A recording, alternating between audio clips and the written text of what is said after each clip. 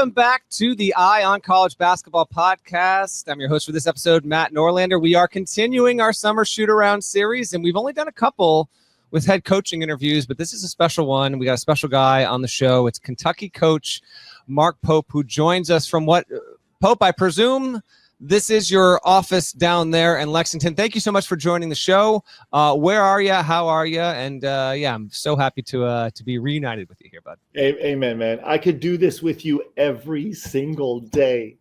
I feel the same way. I'm at the Joe Kraft Center. It's our brilliant, unbelievable, unparalleled practice facility here at the University of Kentucky. And I can't tell you how excited I'm. One, because I get a chance to talk to the great Matt Norlander. I don't say that lightly. Second of all, do you realize that you and me and Eye on College Basketball podcast are going head to head with New Heights and the Kelsey brothers and Taylor Swift? This is a ratings bonanza. Well, it's like a showdown at the OK Corral. That's true. A couple things on this. One, this is transparency for our viewers and listeners.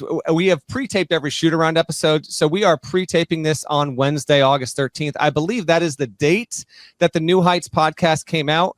This show is going to go live Thursday, August 14th. So I guess we're getting the downstream from that. Also, how did you even know that? I'm guessing your daughters informed you that the Taylor Swift album reveal stuff was the deal. Is that how you learned this? I don't understand. I was flying home night before last, and the girls were like going crazy over this announcement that was happening. And then Leanne is a huge fan. She's a big time fan of Eye on College Basketball.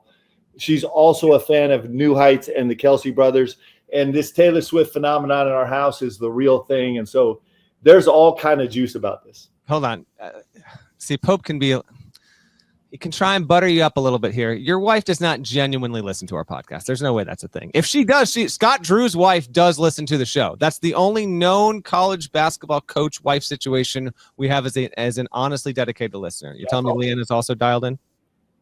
There's no doubt, Matt. Okay. Wow. How about that? Yes, it is Eye on College Basketball and New Heights head to head. And well, you know, not only is Leanne going to listen to this podcast, but she is going to give both of us a pretty brutally honest critique. I would expect nothing less, honestly. Before we get into your team, your roster, your schedule, a couple quickies. One, July life period's over, Pope, and preseason is still, it's next month officially. Guys are on campus. Classes are starting soon, I'm sure, in Lexington. But take us into your life right now, this week specifically. What are you doing? What did you do earlier this week? What have you still got later this week before? I think stuff really starts to pick up for you next week and the week after. But right now, where do I find you as Kentucky's head coach? This is actually a great week. So we did just finish everything. We broke camp last Thursday. My guys had an unbelievable 8 weeks plus week 0 on-ramp protocol, which was it's so incredibly invigorating. With the new composition of these teams, it's your first time to get this big group together and kind of explore each other and figure out who you are. So we had a really tremendous camp. Then this weekend, I got to go visit Big Don in Nampa, Idaho, my dad and my mom. And so that was actually super sweet for me. I got to spend, a day and a half with them, which I don't get to do very often. And then this week is this is the 1 week window where I get to focus all of my energy on doing an autopsy of the 8 weeks and a prep for really the next 4 week session and the next 6 week session after that. And then the season. And so we have our staff day next Tuesday, where we start at 7:30 in the morning and we'll finish at 9 o'clock at night, and kind of do everything there is. And that'll be like the 1 day kind of culture kickoff, and then we're rolling. So this week is a big time planning week, including taking care of things like this. All right. So are some guys off campus for like a week and a half here? Is this actually a little bit of down period? We tried to kick everybody off campus to try to get everybody off campus to go home and refresh. And then I'm sitting here in the office, and Denzel Aberdeen is down there like in a full sweat, getting a ton of work done. Reese Potter is out there getting shots. We have a bunch of guys that are now, I mean, you think about DA, he's got a national championship ring on his finger. And in our 1 week off where we've told these guys they're banned from the gym, these guys are still breaking in. So that's the type of group we have. That's actually real quick on that though. How does that work? If you essentially are trying to get the guys to go home, because in talking to coaches over the years about this, there are a lot of coaches that actually believe like, I want them gone, not for me, for them, because they're going to hear all of our voices almost every single day, and them getting a chance to break now ensures that, you know, when we hit around Thanksgiving or around Christmas, and then once we get to February, like, I don't want them to hate the sound of my voice. I don't want them. I want my face to, you know, to still be something fresh. For the guys that stayed, was it, you know, just a logistical, like, man, it's just a lot for me to get home, or just you know, Denzel and I think you mentioned Mike, were they just insistent? Like, it's not going to happen. Like, I got to put in the work. Why are those two? And if anyone else, why do they specifically go against marching orders? I think we got guys that are just hungry. Two things. One, to answer your first question, you know, you'd be shocked if you came to one of my practices. You'd be shocked at how soft my voice is in practice, because we fight like crazy for a few reasons, but one of the reasons you said is a coach's voice weighs out. We fight like crazy for our players' voices to be the loudest ones in practice, and so we don't fatigue of each other like that. We really don't. That's not a huge concern of us, but I do have the concern of, like, guys, just get away, just so your body and your heart can be fresh from the game. And so our guys, you know, I think all of our guys are going to be pretty committed to get at least a few consecutive days off. But we got a bunch of hungry guys, man. All right, good deal. I've got we're going to wrap this show with a lightning round. He mentioned he likes his players' voices to be the loudest in practice. I got one little small tip. I got one question kind of related to that one that we'll run down there. Before we look ahead, one more look back. Year one in Lexington. When this podcast goes live, it will be day 490 since you got offered the Kentucky job. So we're almost on 500 days. I want you to reflect big picture. You know, 2, 3, 4 things that just stand out over the 490 plus days since you got this gig about having it. What has gone as you thought, maybe something that you didn't expect, but just, you know, now you can step back. You're many months removed from the end of last season. Obviously the SEC schedule was insane, but this is your opportunity here as you do a reset on not just your past 8 weeks in practice, Pope, but overall year one. How would you grade yourself? What stands out the most? Well, when you ask me what I think about, the biggest thing is that, man, my heart's full of gratitude in a really sincere sense. When you think about how many days since I took the job, the fact that we had, you know, 27,000 people show up for my press conference, which didn't really have much to do with me, but it had to do with what BBN is. Like, forever in my life, I'll be grateful for all those people that trekked from all over, from wherever, stood in line forever to come here. It's hard to express. It's hard to explain how grateful I am for that. And then I think about, from day one, that being the environment here. And then I think about these, you know, graduated super seniors and what they did for us last year, and the ride that they took us all on, and how they were willing to jump in and with their whole hearts into not just being great players here and committed on the court, but also embracing this community. If I was going to grade myself, I'd probably grade myself at a B or a B minus. Clearly we didn't get our end result. You know, our job is to go win it. We didn't get that done. I felt like, and this leads right into the other part of your question, I felt like we did a lot of things really, really well that I'm very proud of. I felt like, as a head coach, I failed our team a little bit in terms of picking and choosing the places where we were going to have a relentless standard, where anything less than it was going to be successful. So one of our big keys going into the season is we're going to have a standard that we will refuse to accept anything less in some facets of the game that are controllable. I think we're going to do a much better job with that. Last season, Kentucky went 24-12. It got a 3 seed. It made the Sweet 16. It won 11 games against SEC competition specifically. It went 10-8 in the league, and then it got a win in the SEC tournament. I think I saw, maybe this wasn't your lowest moment, but I think I saw you at maybe your lowest moment last season. That's when you lost by 20 in the CBS Sports Classic to Ohio State. Understandably so at that moment. They just, it was an unexpected result. But I want to go to the flip side here. So let's flip positive. What was of all the wins you had last season, what was the biggest one, or what made you happiest? It could be the last one against Illinois in the tournament. Could have been the first big one against Duke when you played in the Champions Classic. But I'm curious, in that year one experience, now that you can look back, which was the one that, I don't know, felt the most fulfilling? Maybe it was the hardest to get. Just anything surrounding it. Which one would you pare down and say was the biggest? I'm going to be the worst interview ever because it's so hard to choose. One, you're right. The Ohio State loss was so painful because it was in Madison Square Garden, and it was just like, it was probably our poorest performance of the season. Credit to them. But that building, second to Rupp, that building is probably the second most special building to me in the world. Yeah. And so the fact that we performed so poorly in that building in that city was really hard.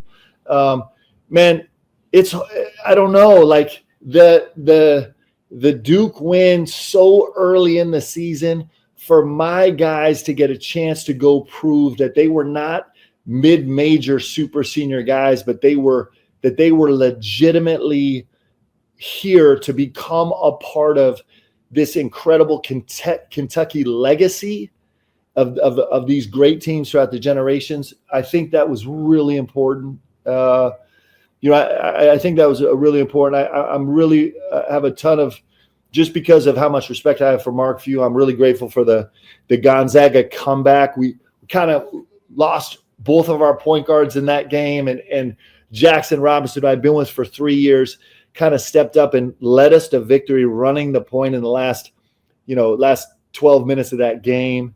And there were so many incredible wins throughout the season. We were the best, so I know you know this, but there's only 3 teams in the history of college basketball that have won 8 games in a season against top 15 ranked opponents. We were the only one last year. There's only been 2 in the whole history of the whole history of college basketball. So you can forgive me if it's hard for me to pick out one. It's okay. I would pick the win over Florida on January 4th. It was actually the first SEC game, 106-100 in regulation. Yeah. That game was at Rupp. I remember my youngest son had his rec league basketball, like just 6-year-old basketball. So I watched some of that on my phone and it was elite. And then we were close enough, like here in town, got home to catch the end of that game. I think that was maybe the best regular season game of the season last season, and to get off on a good start there. Obviously, what Florida went on. Did we score more points than your son's team? Easily. I want to say my son's game ended like 21-16, if that.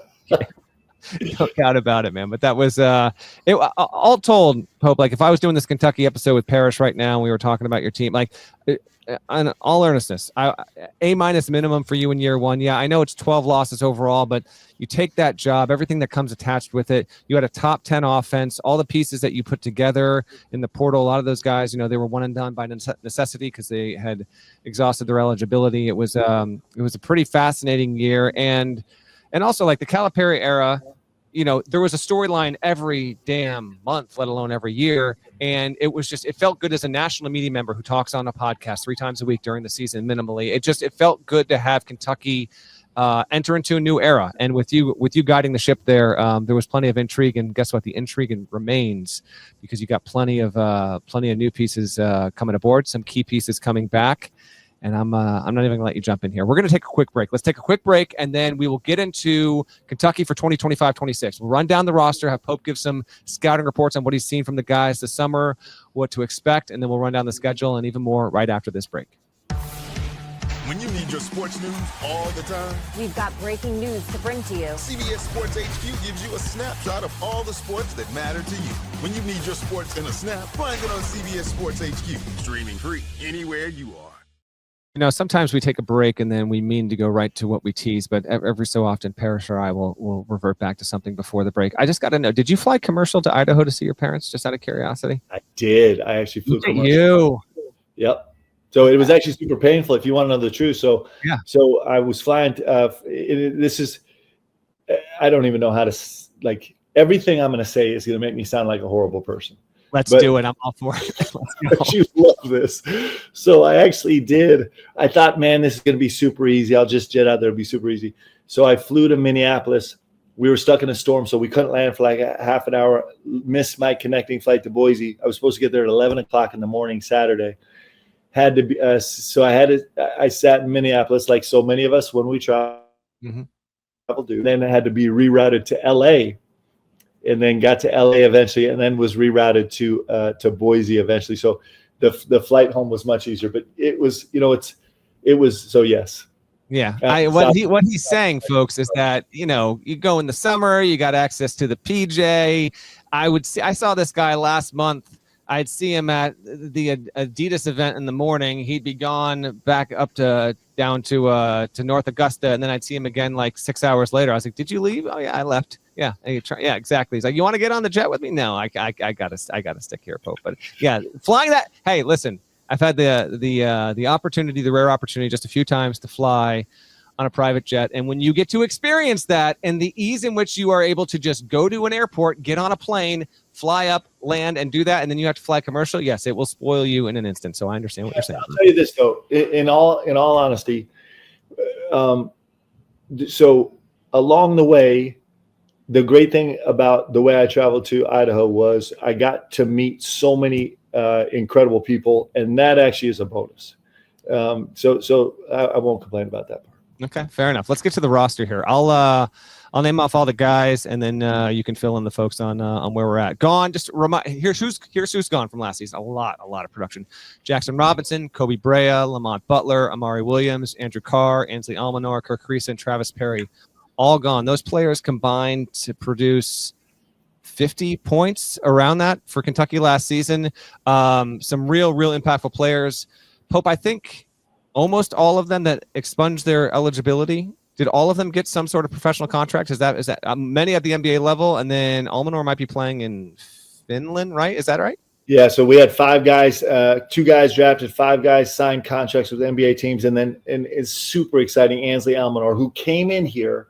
You think about Ansley, came in here as a guy who knew, like he just knew the way the roster that he was going to be coming off the bench. Had an unbelievable record-setting season in the history, the best shooting season in the history of Kentucky basketball for a guy 6'8" or over, and is now signing a contract in Finland. Man, it's super cool.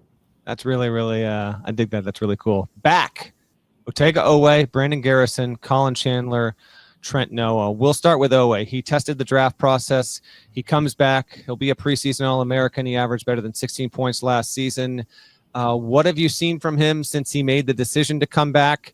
What will his role be this season versus what it was last season? Obviously, there will be a lot of stuff that carries over and be similar, but he wants to be a better player. You're going to make him a better player.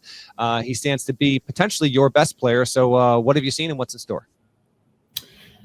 Well, when it worked out that he was coming back, I couldn't get away out of my head, man. Of course. Come on, like literally.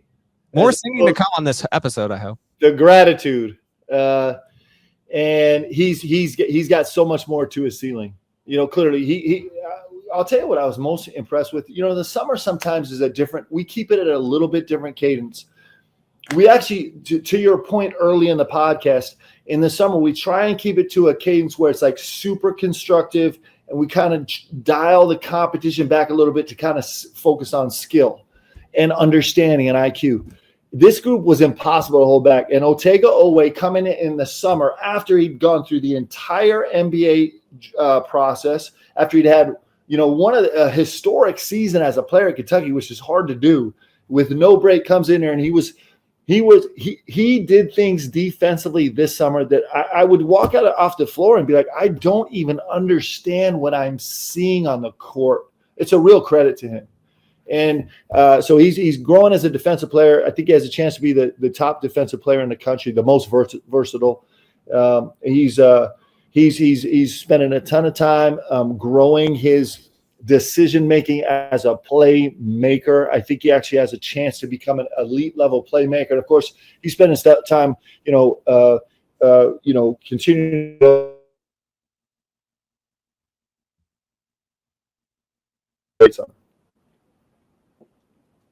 Good stuff. Brandon Garrison, he opts to come back. and I think he's a real a passionate player. I think he's a key important player. Stands to have his production really jump up, right? What have you seen from him over the past 8 weeks? It's been fun to watch him grow as a leader. So towards the end of last season, we started for the first time in the last month of the season, we started him to hear him say something from time to time. And he's carried that into the summer. I thought his work ethic continued to grow throughout the course of the summer, especially the last 3 or 4 weeks.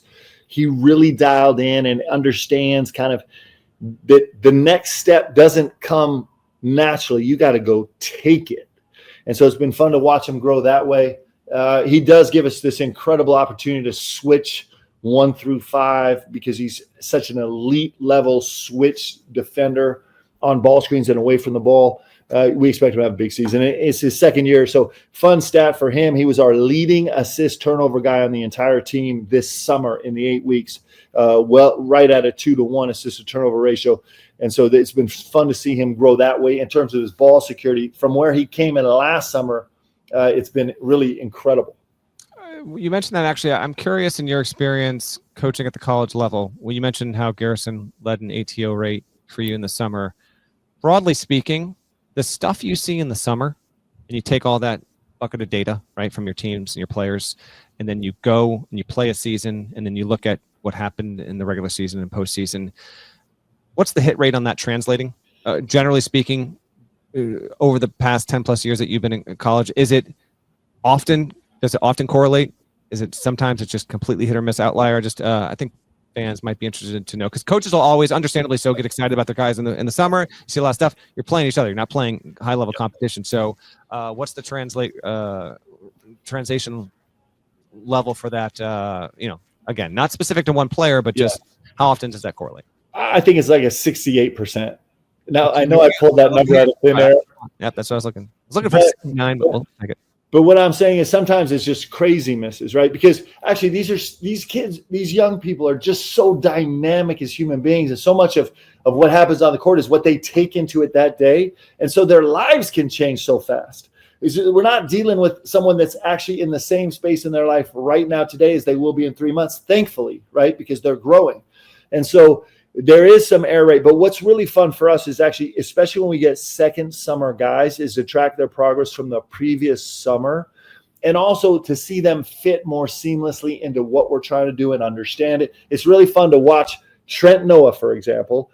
Last year was a disaster his first few weeks of the summer, maybe a lot of the summer, in terms of understanding what we were trying to do. And then 1 year later, he walks in and he's like the most veteran seasoned voice on the floor and is like, guys, just everyone relax. Let me explain what coach is saying right now. It's actually so fun to watch from summer to summer and season to season, watch these guys grow. That's cool. And no, obviously a local guy, and look forward to seeing him flourish as the months come. Colin Chandler's the fourth player that I mentioned that's back. What have you seen from him? And what kind of jump should be expected for him in year 2 under you? And he's made an incredible jump. One of the things that he was focused on this summer was his ball handling, his ability to get wherever he wanted to get and not have handling the ball slow him down from getting there. And he worked incredibly hard at it this entire summer. And he's made massive progress. Like it's really stunning. I think he's finishing the ball better. He's another guy that grew immensely defensively during the season last year, and he's carried that over. He's got a chance. He's got a chance to be an elite level defender. He's playing so hard for us right now. He is, of all my guys, I feel like he can't breathe if there's not something on the line. Like, he is the most competitive. I mean, he just can't wait to get to the next competition. It doesn't matter what it is, by the way. It can be anything. If we're guessing if we're going to see a blue car or a red car when we turn the corner, he wants to be in that. And so he's going to have a huge impact on the team this year. I like to hear that. Let's talk transfers. I've got a big picture transfer question about 2025 in the portal, but we'll get to that after we talk about your guys. Start with Jalen Lowe, transfers from Pitt. He averaged 17 points last season, or just shy of that. Expected to start at the point for you this season as a lead guard. What have you seen so far? What should Kentucky fans expect from him? What does his game look like? He's a lightning quick, get wherever he wants on the court leader, a vocal leader. He's not. He actually, this is going to come off wrong. So will you edit this in post production? but he actually has the beautiful skill of not being overly concerned with what other people like him in any given moment. And that's actually a really important skill as a leader. Sometimes you got to be a truth teller. Sometimes you got to hold people accountable. And for those of us that are like born pleasers, sometimes that can be really challenging. There's no fear in him to be like, nah, this is how it is. And if you like it or don't like it, it doesn't matter. It's just the truth. He stepped up as a great leader for us. And he's elite level playmaker off ball screens. I mean, he can fling the ball everywhere on the court, make every pass. I think he was our leading 3-point field goal percentage shooter in 5-on-5 competition this summer at almost 42.5%, just right under 42%. And so we're incredibly excited about what we believe he's going to do in terms of efficiency this summer. We think he's going to take a massive jump. He's been special for us. Yeah, I'll be interested to see his 3-point accuracy. I know he was a tough shot taker and maker at Pitt. Yeah. So I think we've talked about this before, but I think one of your key directives heading into the season is to make sure that he is putting himself and your offense is putting him in a position to be able to thrive both as a distributor, but also just to scheme him up to be able to take open shots, because he was playing at a certain degree of difficulty last season, right? Yeah. Nationwide, there's statistical measures that we get to cull from. And so he was in the 95th percentile at taking the highest percentage of shots in the bottom 20% of shot quality. So that's a lot of words. I know that's a lot of words, but ultimately what that means is he was in the top 5% of players taking the hardest shots in the country at a regular basis. And so one of the things that he's really focused on is like, how can I work hard instead of working hard to make hard shots? How can I work really hard to earn myself great possessions? And I think he's made incredible progress this summer. So one of the things my staff is great at coaching. Let's get to Quaintance. He comes from Arizona State, 9.5 points a game. He's got the torn ACL. He's got a maybe he already took the driver's test. I need 2 updates on him. One, what's the status of this driver's test? You went on Instagram Live last week and gave kind of a rundown of how you were prepping him. And then 2, I know we're probably still a little far out, but let's get some sort of update. Like, is there any hope whatsoever that he can be ready to go in November, or are we more realistically thinking closer to the start of SEC season? What's the latest from doctors in terms of his recovery at this point? All right, so let me talk to you about JQ. So just to, I want to put this all in proper perspective, okay? Like I am a very amateur chess. I don't really know much about the game. I know how to move the pieces, and I'm fascinated by playing. And usually, the first player that I've ever played against that's given me a real challenge is Colin Chandler. I happen to be lucky up 3-2 on Colin, okay? And then we've taken a hiatus because it started to get there started to be some emotion involved. JQ is up 1-5 on me. He is a savant. I kid you not. And it's driving me crazy. Like, I can't even look at him. I'm so upset with him. Okay. So we're coming from the place of this being one of the smartest, spatially, being able to have a lot of calculations in his head all at the same time. With that said, he is not a talented driver. Okay. He's not. Okay. So we knew this because we had a team golf outing, and he was driving the golf cart, and I get a call from Coach Fox. He's like, we have got to get JQ out of the driver's seat, because Coach Fox was in the passenger seat. He was afraid for his life. Okay. This is a veteran. Coach is as veteran as they come. So then we did this whole thing as a team. We're like, all right, this is what we're doing. We're going to send him off. He's going to get take his test the next day in Florida, the last day. So Thursday after our workout, we went over to the parking lot of the football stadium. We had done this whole course of cones so that he could practice driving through. He made it through. Nobody died, which was a huge win. Okay. He did have a police officer in the passenger seat kind of helping give him driving tips. So then he goes down to Florida, and there was all kind of paperwork issues. He finally took the test. He finally eventually took the test. Long story. I'm going to leave out a lot of details. Yeah. And was doing great until he backed straight over a cone and they failed him. Wow. Tough seeing the drama continues. How about that? Apparently, and I asked his permission to tell the story. He backed dead straight right over this cone. I'm like, did you know? How'd you know? Did the truck tell me? He's like, no, I backed over it. It was just like this loud. The car jumped up and down. And so we have some work to do on him. And here's the problem. Okay, this is a long answer to JQ. The problem is when he plays the game of basketball, he just runs over everybody. This guy is a physical specimen like you haven't seen before. In fact, don't tell him this. Okay. Again, this is on a publicly consumed. Yeah, but I don't think he's a podcast. It's not like your wife. He's not watching the pod. Yeah, his hands are so big and he's so strong. I don't know if you're gonna be able to relate to this, and this is super embarrassing for me to say as a coach, but like, he's been working so hard on his free throws, made incredible progress. Went from being like a 48% free throw shooter last season to week 7. He was over 80% from the free throw line on 150 free throws a day. Made incredible progress. So every time he shoots, like, we'll go celebrate, and I give him 5. And now it's like I can't let anybody see it, but it hurts so bad when this kid just gives you a natural high five. Yeah, like I can't show it because I got to be a tough guy. So I'm like trying. You know how when you're about to feel something really painful, you just try and like keep your face straight. Sure, grin and bear it. I'm swollen right now. How about that? Okay. JQ. Hey, JQ didn't answer the question, by the way. When are we going to see this guy on the floor in the Kentucky? So listen, it's really important that he gets a full recovery. So it's going to be a little while.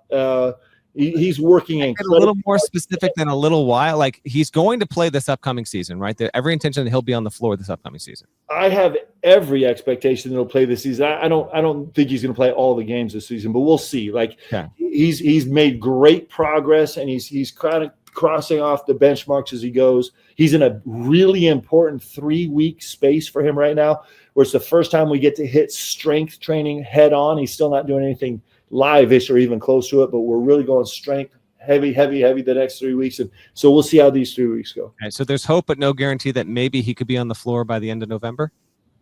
Maybe-ish. This one's hard. Like this was I'm not trying to get you to say like he's going to be back November 21st, but just a general idea. Quainton's just for non-Kentucky fans listening, like Quainton's at full strength. Like, he's got the opportunity to be one of the most impactful defenders, in the entire country. So his inclusion in Kentucky's roster, when he is fully healthy, will bring Kentucky up another tier, if not up another 2 tiers. That's why. As a 16-year-old last year in the Big 12, which is a good conference, as a 16-year-old, he was like one of the leading shot blockers in the country. Yes, he led. I think he might have led the country in. I hate the term steals and blocks. They call them stocks. It's a big NBA term. He might have led the country in stocks last season among all players, not even just freshmen. Big time stuff. Let's keep it moving here. If we go player by player, it's going to be a 2-hour pod. I'm not keeping you that long. All right, Denzel Aberdeen comes over from Florida. Cam Williams from Tulane. Mohamed Diabate from Alabama. You mentioned Reese Potter. He might be, as we're still recording, he might be getting shots up in the gym. He comes over from Miami University in Ohio. Big time gains. I would say that your portal additions rank among the best in the sport for obvious reasons. But yeah, give me the rundown on those 4. And it seems to me you got one of those good problems, because if you think you're going to whittle your roster, let's say Quainton gets healthy, Pope, I see 8 at minimum, and if all these guys hit, and then we'll get to the freshmen as well. I mean, you could be going with 10. Maybe you will need to go with 10 with the way that you want to run your offense and get up and down the floor. So let's talk the transfers that we haven't hit on yet. Denzel, in the gym right now, winner. He just a winner. He just got a championship ring, man. That's hard to get. Like, he's incredible. Cam Williams, it came in here as an elite level shooter. By the end of the summer, we're like, is he going to be our top defender, our second or third best defender? He led us in dim numbers, which is a defensive impact metric for us. He was tied for first in block shots. He was 4th in rebounding. He's got a chance. We're really, really excited about him. Andrea Jelovic, I think you mentioned him. We're hoping to get him on campus at the end of this week as he goes through this whole process. But we have high hopes for him. This whole group, Reese Potter, like I said, is in the gym right now. One of the things, we were 51st in the country, Ken Palm statistics last year defensively. And so we're like, we have got to get better defensively. We need Mo D. Mm-hmm. And so we brought Mo D in. This Mo Diabate is a dog. He is a competitor. Like, he loves it. And he is incredibly talented. Gives us, you talk about Brandon Garrison switchability. Mo Diabate guard every single position on the floor and have everyone kind of on their heels. Like he has a chance to be really special. So this group of transfers we're incredibly excited about. Before I get to the freshman, I was going to mention Yelovich as kind of a newbie, but yeah, he coming over an international born player. You're waiting on him getting cleared. Hopefully that's coming pretty soon here. I'm going to ask you to be as transparent and forthcoming as possible while understanding there's certain things that coaches just are going to say on the phone that they will not say on a podcast. I get all that. Transfer portal life from, end of March through mid-May for you and your staff in 2025. How would you sum up what it was this year versus what it was last year?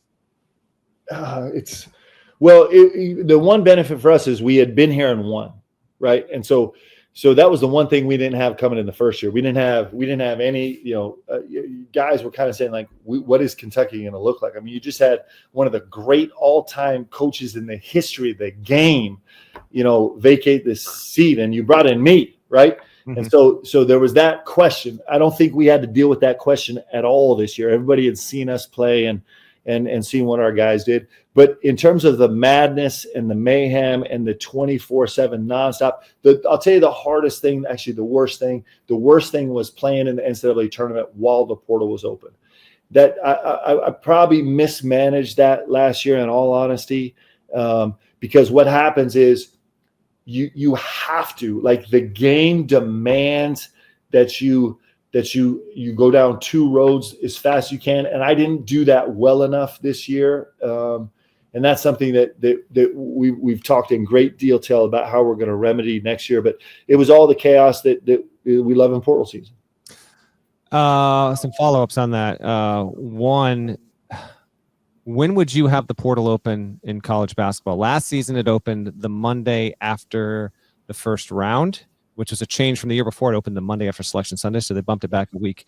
If you had the magic wand, Mark Pope, when would the portal open in college basketball? It's just an impossible question, because one of the hard things is that if you open it after the NCAA tournament, you have some kids that are sitting there waiting a month, right? Mm-hmm. If you open it during, it just causes you a bigger responsibility as a coach, and there can be some real confusion as a player. I think it can get really hard as a player also, because players are also, there's no way as a player that you're not at least paying attention to what's happening. If I could change it, I would probably move it to the day after the national championship game and make it a really tight window, make it a 5-day window. That way everyone's had time to evaluate, everyone's had time to see it, and just make it a shorter window so that we can just get through the process. The process is already crazy fast. But I say that also acknowledging that answer raises a lot of issues too. There's no perfect answer, but we're working, like, the main thing should still be the main thing. And the main thing is giving these kids an unfettered opportunity to go be a champion.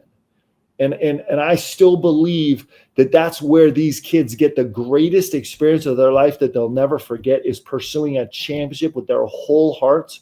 And in the meantime, if they don't change it, we just have to be better at staying focused on that. But that would be my preference. 5 days, though. Think just you've made a decision. Here you go. Crunch it down. As it stands right now, players have about a month. Last portal question, then we'll get to the freshmen, then we'll get to the schedule. You and I both know that Kentucky, not just because of name value, but also because of the finances attached to your program, you guys in the portal season get talked about a ton for just your overall presence. And I know full well that you did not land players that you were recruiting because I know at least of one player, and I'm not going to say him on the show, but I know of at least one player that you were recruiting in the portal that you didn't get because you were 100% outspent by another school. So it can happen. It often doesn't happen. But how do you handle that aspect of the job, Mark, when you know that when you're going through this portal process, trying to figure out who you're going to be able to get and managing an element to recruiting that wasn't there 3, 4, 10 years ago, and knowing full well that that people will be speaking certain things on you and your program. Some of them might be matter of fact true. Some of them might not be so true and might be, anti-recruitment. How do you handle that part of the job? Well, one, I'm really blessed in two ways. One, I get to wear this logo, right? I mean, so that just does so much for speaking for itself. And two, we're really blessed to be on I'm going to tell everybody that we're spending $500 million on NIL, right? There we go. That's what I like to say. And so we're really blessed to have support of BBN to be incredibly competitive. So those two things as a foundation, I actually love the whole thing. I don't think the system is great. I'm not sure. I do think we might be missing some. Might be missing some opportunities in allowing our players to become like, like I don't want to get lost in achieving and leave out the becoming. And achieving is also earning money. Achieving is all this stuff. But like what was transformative for me in my college experience was I became something. I actually became. And so sometimes I worry that in the game on a 30,000 foot level that we might be mortgaging some of the becoming for just the simple achieving.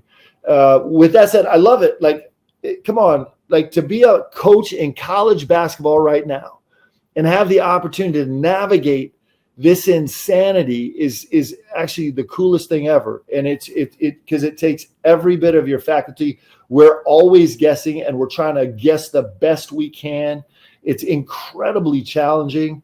I love the whole thing, man. I don't think there's ever been a better time to be a coach than get to try and navigate all these dynamics. In my own experience, I would say what you just said rings very true with college coaches. We're all guessing. We're trying to guess the best we can. That it can be true of talent evaluation. And then in the past few cycles with transfers, it has been eye-opening to find out.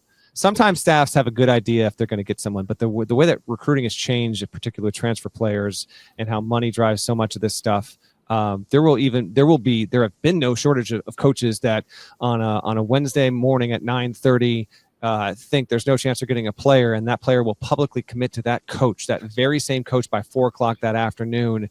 The acceleration which a lot of this has happened has been very interesting, and here Kentucky in the midst of all of this has obviously been. Hey Matt, it's made your job really hard.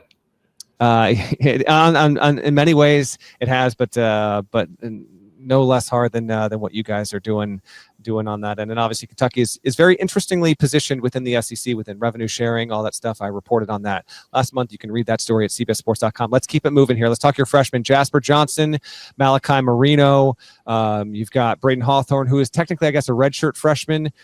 Kentucky fans that are diehard and watching and listening to this podcast, they're very aware of them. But you've got three very different players here. Give the quick synopsis on those three dudes. Super quick. I mean, I can't believe I get to coach these three guys. Jasper Johnson, one of the best kids ever, soft-spoken, but on the court, he takes on a totally different persona. He is dangerous scorer. He could easily put up 12 or 15 points in 2.5 minutes. He's going to be really fun to coach, and he's hungry to grow. Malachi Moreno, I've seen him dominate 8 feet and in, offensively and defensively, in like at the highest level of kids his age, in such an incredible way. Coaching him at USA Basketball was unbelievable to watch his domination in that space, and he's incredibly mobile. And then this Braden Hawthorne, he is one of the most unique kids I've ever coached. I don't know what his ceiling is, but if I was going to compare him to a player right now, and I'm doing this in incredible humility, there is so much of some type of Tayshaun Prince vibe in him. It is this kid. I don't know how soon it's going to happen, but I think this kid has a chance to be special. Like he might have the goods, man. Like it's very cool to watch him. That's cool. Tayshaun Prince, probably one of my 3 favorite Kentucky players ever. That's good stuff there. Yeah, you've got a litany of intriguing talents there, and seeing how you put it all together. Other coaches in the sport talk about your system and what you've built there. There's a lot of there's a lot of promise there. Let's move along to the schedule. I'll run down a lot of the particulars here in just a second. But and you can name whatever games you want to name. But how do you build out your non-conference schedule? How much of it is you? How much of it is anyone else on your staff? I mean, it's just, we're just so hungry to play every great game we can. I understand that this is Kentucky, right? And so I think last year we fell a little short. We had the 3rd hardest schedule in the country. We should be number 1 every year. Like that's something that's really important to us. And we don't have full autonomy in how we do it, but we do the best we can because it's great games. That's why we play, right? To play great games. I love our schedule this year. I think we're getting tested in major ways and can't wait to get to it. Alabama and Auburn at KenPom were the only two schools that rated tougher overall. Obviously, SEC programs along with Kentucky, which was number 3. Here is the non-con schedule. I'm not going to. I'm not Pope. We have a regular season win total prediction segment on these summer shoot-around episodes. If you want to say 31-0, you can, I guess. I wouldn't guarantee that. That also will make news and be aggregated by your KSRs and the like. But I am going to do it. I'm not going to be a coward and not say it just because I got the coach on here. Here are your notable non-con games for Kentucky men's basketball. They're at Louisville. I want to get to that in just a second, actually. At Louisville, November 11th, versus Michigan State in the Champions Classic, November 18th. They've got Carolina on December 2nd, the ACC-SEC Challenge. That's going to be in Rupp. Carolina and Kentucky have made something of a habit to face each other in many years. I love to see that continuing. The Gonzaga game against Kentucky will be in Nashville this season on December 5th. They get Indiana and Rupp Arena. Love to see those two programs coming back together. And then obviously the Kentucky-St. John's game at State Farm Arena in Atlanta, the CBS Sports Classic on December 20th. Those are your biggest high major non-con games. And then when you get to the SEC schedule overall, you've got 2 plays against Florida. You've got 2 plays against Tennessee. And you've got one more 2 play in here. I forget who it is. It might be Vandy. But you've got an appropriately difficult schedule. I don't think the SEC is going to send 14 next season. 14 was an outrageous number, record-setting number. Just smashed the previous record there. But I'm going to say 24-7 for your Kentucky Wildcats going into the SEC tournament. Last year, as a reminder, you were 21-10 going in. So I've got you with a 3-win improvement, which is pretty marked. What do you think of my thoughts? Grade me on my projection here. Well, the SEC, I mean, let's just give a shout out to the SEC last year. Not just 14 teams, but 7 teams in the Sweet 16. I'm sure that number's never existed before. That is just so awesome. No, I know that was it was a record. That was that's a record. Not just getting in, but that's actually proving it. I just thought that was so cool. Really, really incredibly proud of this league, and it's just so amazing to be in here. I mean, here's the deal, Matt. You know, there's only one acceptable thing here at Kentucky, and that's to win all the games. So I'm not going to undershoot the expectation here. We got to go win them all. If I am wrong and you win 25 or more in the regular season, do we need to make some sort of public? Yes. What do you have for me? So that's 25 and over. Yeah, 25 and over. 25 and over. I famously was very wrong about Auburn last year in preseason rankings. The staff certainly let me know about that. Let me say, I know Bruce was all over you on that one. They do not let me forget about that, which is fine. And Auburn fans, by all means, I got to figure out something. What that is, I'm not sure. What if I'm right though? What if I'm right? Then what happens? Then what do I get? What if I'm right and you're 24 or 23? Then what? What do you want?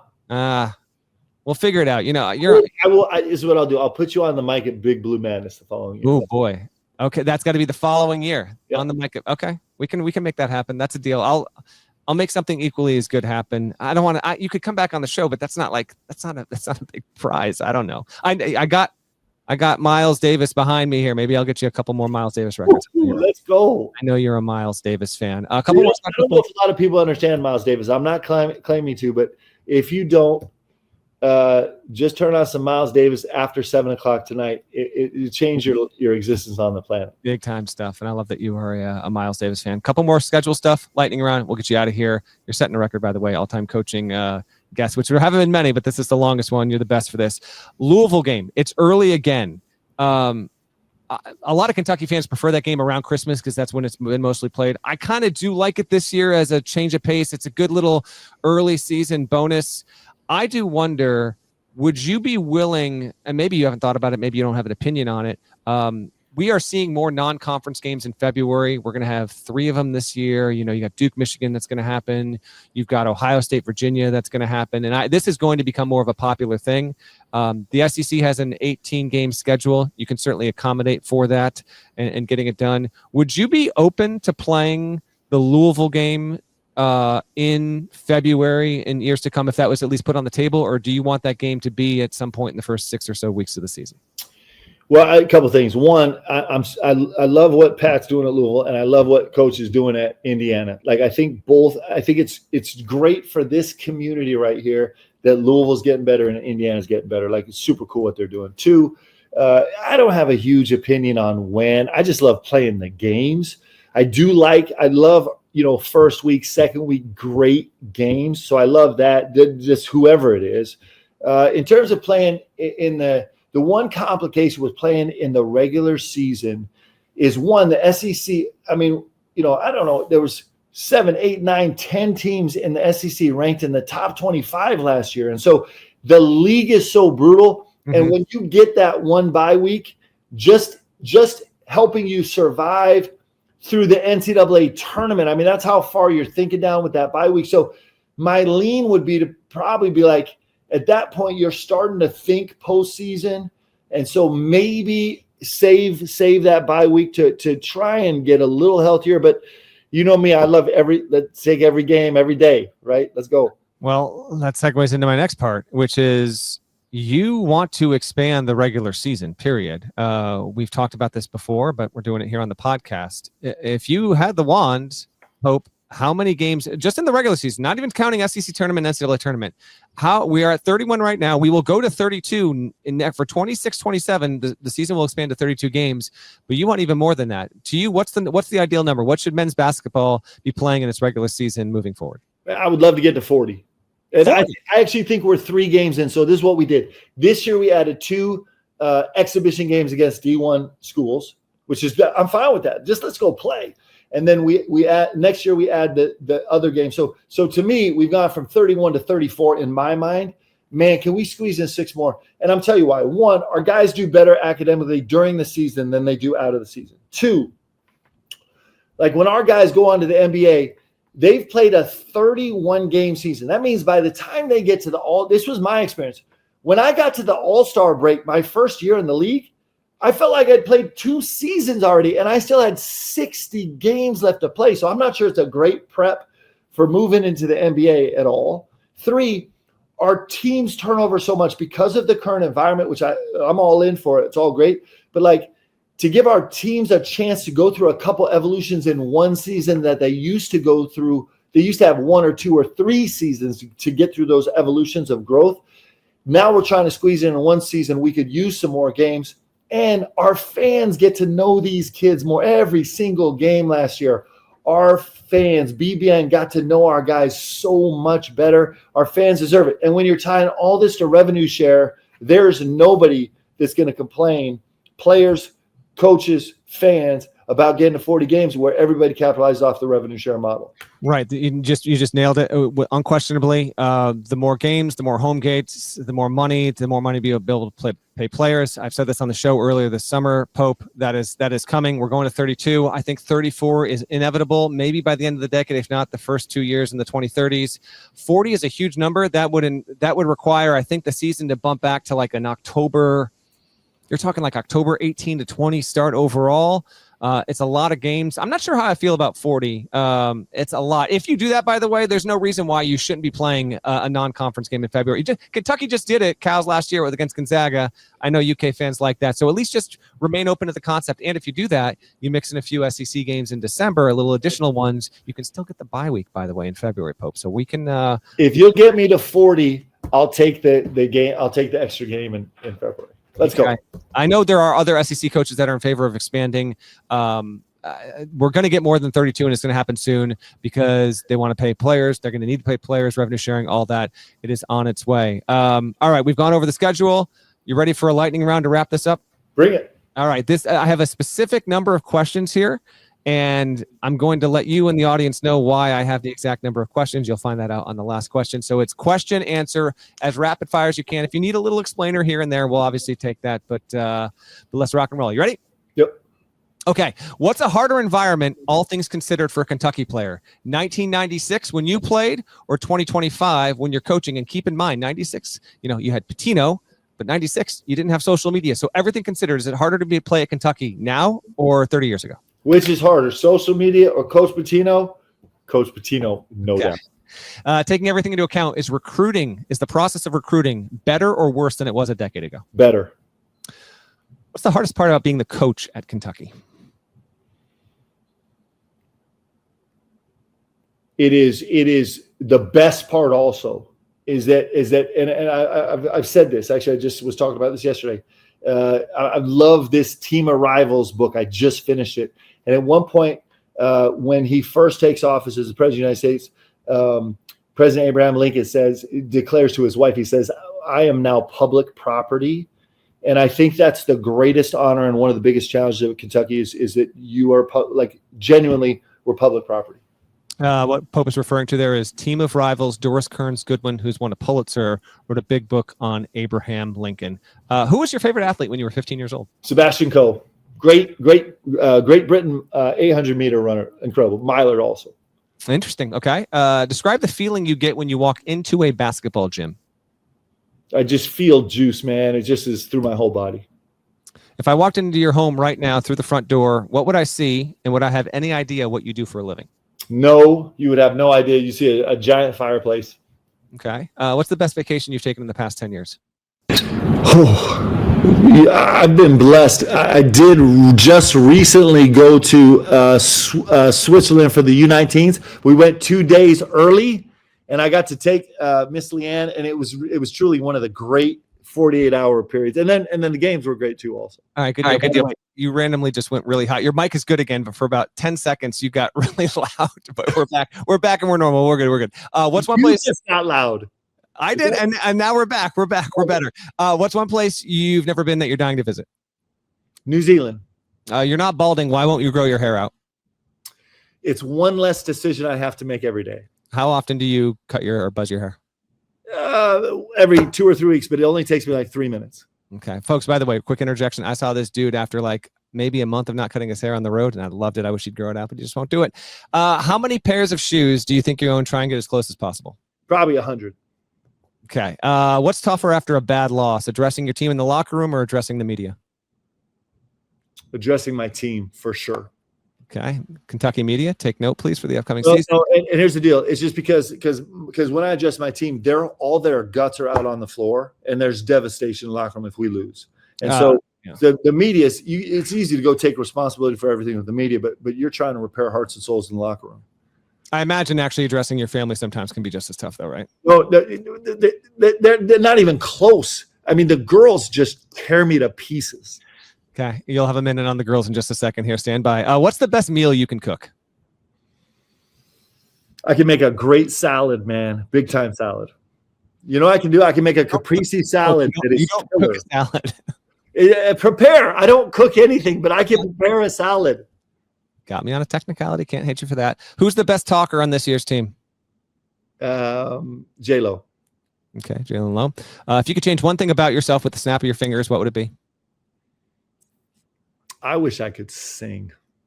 Okay. What do you remember about the night? Glad I can't sing because I never stop, but I wish I could sing. What do you remember about the night you got offered the Kentucky job? I remember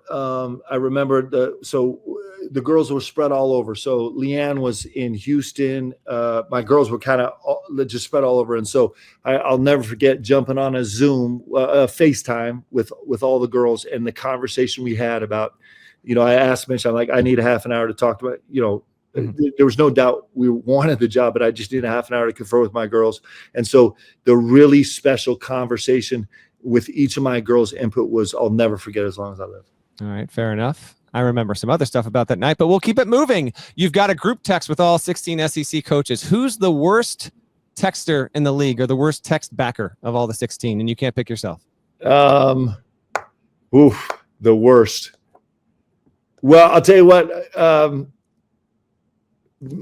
That's not easy. I'm gonna say Rick Barnes, although we communicate a lot, just because I don't know if he's paying attention to group text. The answer is Mike White. Next question. After your playing career, you were studying to be a doctor and then gave that up to get into coaching. If you had become a doctor, what kind of doctor would you have been? I would have been a bad doctor in the ER. Just imagining you being in the air about it, just towering over everyone. It's an amazing image there. Give me one great thing you love about each of your children. I love Ella's. She's a big dreamer. I love it. She's chasing huge dreams. Avery is might be the toughest person I know, shy of her mom. Layla is like the embodiment of joy. If you're around Layla for 2 seconds, you will be smiling 100%. And Shay is probably one of the smartest people I know. Okay, good stuff. What food do you hate? Blue cheese. Me too. What's the most random or far-flung place you've ever played a basketball game, and what do you remember most about it? So, I mean, I played 2 years actually in Istanbul, Turkey, separated. And I played 1 year like on the far, far eastern border of Turkey, which is literally in the middle of nowhere. And it was strange. What was strange about it? That this town this is 30 years ago now. So the town was exactly what you'd expect to think of, like more of like a Middle Eastern feel. The fact that there was even a gym there was surprising. It was different. We'll talk about that more one day down the road. NBA or college, who's the most interesting teammate you've ever had? And if you can't limit it to one, I will take three. So, I got a couple. I'm going with Anthony Mason, who was super unique to me. And then I'm going with Fred Hoiberg, just because I have so many Fred Hoiberg stories for you. This is what you have to give me if we get 25 or more. Okay. We get to do a full podcast on Fred Hoiberg stories. Sure. You know how actors are sometimes they got this thing where like they want to chase the artistic dream, but they sometimes need to make these commercial movies in order to like make everything else viable. It's called One for Them, One for Me. The Fred Hoiberg podcast is literally just one for you and me and no one else. But sure, if that's what you want. Hoiberg and Anthony Mason, the same question, same answer for the same question. I love it. Keep it moving. NCAA tournament, 68, 72, or 76 teams? I don't care. Just keep the tournament great, man. Keep it great. 68. You heard it, folks. Who or what was your first concert? Band, artist? What was it? It was Garth Brooks in Seattle, 7-night stand. It was unbelievable. Everyone's too young to remember Garth Brooks in his heyday, but he was an incredible performer. He might have been the most commercially successful artist of the 90s. Maybe. I think that might be true. I have... Leanne, just as an aside, Leanne actually was in New York. She got to be there when he did his 1 million-person concert in Central Park. She was actually at it. So it's very cool. I have Miles Davis behind me. We talked about that before. If not Miles Davis, who else is among your favorite musical acts? Well, I'm kind of the after 7 p.m., Frank Sinatra, even Michael Bublé I'll listen to, which I know that doesn't do a lot for my street cred. I am actually right now in love with a song that Old Dominion sings, which I love. I mean, what an unbelievable band they are. I grew up loving Pearl Jam. Like, there we go. If I could go to one concert right now, without any doubt, this shows you how old I am. It'd be Boyz II Men, hands down. I would give anything to do that. Have you seen Boyz II Men in concert? Never. I have. Keep it moving. Other than watching games, how much college basketball media, online articles, newspapers, podcasts, how much do you consume? Be honest. A lot. Okay. What's one thing about the public that they would be surprised to learn about you? I'm a hack pianist. Okay. When working out, music or podcasts? Music.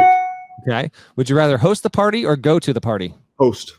Okay. You're in Kentucky, land of horses, home to the Derby. Have you ever ridden a horse? And if so, how long ago did you ride a horse, Mark Pope? I've ridden a horse a couple times ago. I had to get one big enough that my feet weren't dragging on the ground. And it wasn't a pretty sight, but I loved it. Okay. Let's do word association with a few places you've been. When I say BYU, you say? Special. Okay. When I say Utah Valley, you say? Grind. When I say Indiana Pacers, you say? Reggie Miller. When I say Kentucky, you say? Home. What's your favorite sport outside of basketball? I love cycling. Is this one and the same to watch and do? I guess those are two different questions here. So yeah. So I'm off the bike. It's a long story why, but for a long time I was crushing on the bike. Like it was my healthy place. It was almost like a religious experience because it's so horrible and painful. I rode Lodija in the West. It's a 206-mile race, right? So I love it, but I'm also a big fan. I'm a big fan because I just love watching people stretch their capacity to endure suffering. I think it's pretty incredible. I think it's pretty fascinating that your favorite sport outside of basketball to watch is cycling. Who spent more on their roster this year, you or Rick Pitino? It doesn't matter what question you ask me about Coach P. I'm going to have done it more and bigger and better, Coach. There you go. I agree, by the way. Who's one coach you've never coached against but are eager to do so? Well, I mean, there's the legends, right? Like a John Wooden, which is not going to happen. Well, no, they got to be alive and coaching right now. There's not that many coaches I haven't coached against yet. I don't actually. Let me just tick off some names because I don't know off the top of my head. I'm really excited to coach against Tom Izzo. I've never done. That was my first one. Have you coached against Izzo before? I'm really excited to do that. He's one of the greats all time in the game. I'm really, really looking forward to that. Okay, that's obviously on the docket to come there. I don't think I've ever seen you mad. What gets you into that place? I think when I let people down, I think that's really hard. It's probably the most important thing. Okay. Among anyone that's alive, any person, any walk of life, who's someone that you've not yet met that you'd be dying to meet? Alive? Mm-hmm. Got to be alive. I would love to. That I haven't met yet. It's so boring. But I think this. Tom Izzo. Okay. No. Yeah. You met Tom Izzo, it doesn't count. Go. I think President Obama, pretty fascinating life. There we go. Cake, pie, or brownie? You're making me choose between the three. Yes, you get one of the three. And you can pick if it's a certain kind of pie or cake or I'm whatever. Brownie. As long as it's not extra chocolate. That's right. Brownie is the answer. What's the best thing about being married to your wife? Oh, geez. So actually, I was talking about this yesterday. So Leanne Pope, she loves better than any human being I've ever met in my life. There's 5 people in her life and I have never seen a human being care for, love, sacrifice for, and give to better than Leanne Pope does. Anybody that's around her, it's incredible. Like she is really such an incredible gift to BBN and the state of Kentucky because she loves people and she loves me and our girls in a way that's brilliant. Love to hear it. This is the last. She's gonna be so mad at me that I said brilliant because she loves me and I can't say brilliant. She loves me and the Pope girls in a way that I've never. There's no compare. Fair enough. Sorry, it came out. I think I've said it twice. She crushes me for saying brilliant too often. Good. Well, then she can crush you again. We're not editing this after the fact. Last question. It's the 41st question. I specifically asked you 41 questions because you wore 32 at Washington before you transferred to Kentucky for $0 for Rick Pitino back in the mid-90s. Maybe you've told it before, I don't know, but why did you wear number 41 at Kentucky? Yeah, do we have 27 seconds for me to preach? The floor is yours, my man. Okay, so Pete Carroll, my good friend Darrell Bevel, was the offensive coordinator for Pete Carroll for a long time. And he talked about Pete Carroll just having this attitude that there was always something great just around the corner. Just keep going, right? And then I'm super faithful person. And so I believe that there's joy in the morning. Like I believe that's I just believe that's the gospel. And so what's cool, I'm telling you what's cool about 41 is that when Noah was stuck in the flood, it rained for 40 days. And on the 41st day, the rain stopped. When the children of Israel were lost and abandoned and wandering in the wilderness, they wandered for 40 years. And on the 41st year, they entered the promised land. When Jesus fasted, he fasted for 40 days. On the 41st day, he began his ministry. And then when he came back after his resurrection, he was on the earth for 40 days. And then on the 41st day, he got to go back to his Father. So 41 to me is like a deep, deep, meaningful number. It's joy in the morning. And we just have to hang in there. And when you get to 40, don't quit, man. Get to 41. So I love the number. Like it means a lot to me. By the way, you also won your first game at Kentucky by 41 points. Did you realize? No. 41 pops up over and over. So our first game, we won by 41 points. My first game ever as the head coach in Kentucky.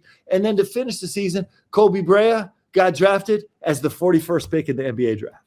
Love it. By the way, longtime listeners to the pod would be let down if I didn't at least invoke Dave Matthews Band one more time. One of their very best songs is titled Number 41. If you have not yet listened to it, Pope, go ahead and find it. You have set the record. This is, oh my, Kentucky fans, you're welcome. 70 minutes with your head coach. This is just speaks to what kind of guy he is. And frankly, this is also, I picked him the right week for him to do this. So I appreciate it so much, man. I look forward to seeing you soon, hopefully even before we get the season going. Obviously, CBS Sports Classic with St. John's. We'll see if we can get you and Patino to get together and make some more stories and get some more stuff. But thank you so much for joining, and we'll see 24-7 heading into the SEC tournament next year. We'll see who wins. Thanks, Matt. Thanks for covering college basketball like you do, man. It's important. I appreciate that. Thanks, everyone, for watching and listening. If you just dialed into this Shootaround episode, it's your first one, go check the feed. We've had plenty more, and we got even more to come, including, guess what? Guess what the one after this episode is going to be next week? It's going to be the Louisville Cardinals. That's next up. We'll talk to you in a few days. Till then, take care.